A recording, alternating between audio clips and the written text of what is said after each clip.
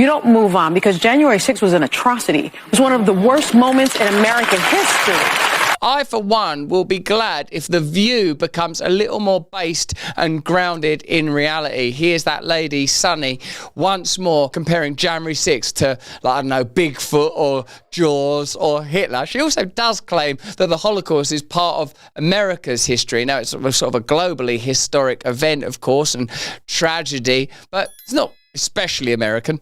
I think we need to find moral clarity, you know, in this country. And I just remember after January 6th, you had someone like Mitch McConnell placing the blame on January 6th where it belonged, squarely on Donald Trump's shoulders. And then you started seeing people backtrack that and losing their moral center. You had Condoleezza Rice, I believe, on this very show saying, you know, we need to move on from January 6th. I say no. Time to move on to maybe January 7th or January 8th or all the other days in January.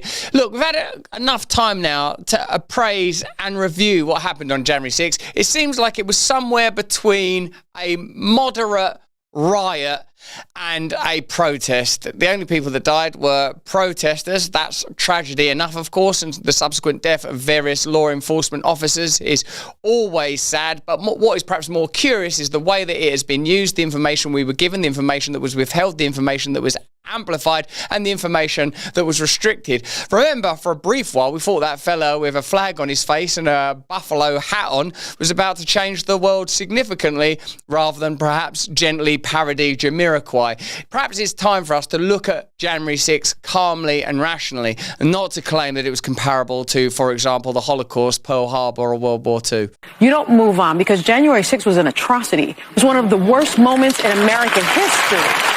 Worst moments in American history. Just for a while, look across American history, even recent American history.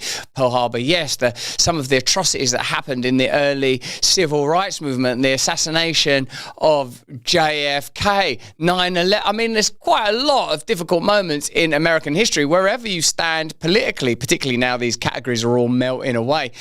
But can you really compare those events do those events really belong in the upper tier of tragedies? No, really what it was a concoction that was utilised to amplify a particular threat and to legitimise a particular kind of authority. And that's a paradigm we're all very familiar with. Amplify a particular threat, come up with a solution to that threat that usually legitimises further central power. And when you think about the worst moments in American history, you know, like World War II, things that happened, you know, like the Holocaust. Not American history. Chattel slavery. Chattel slavery, Holocaust, that bloke with that face paint on. We need to never forget, because past becomes prologue if you forget any race. That's just a catchphrase. Hey, thanks for watching. If you want to see more uncensored content where free speech can flourish, join our live stream. Click the link right here to watch the next video if you want to, or become a member of a growing movement. Download the Rumble app and you'll be informed every time we make a new piece of content. Stay free.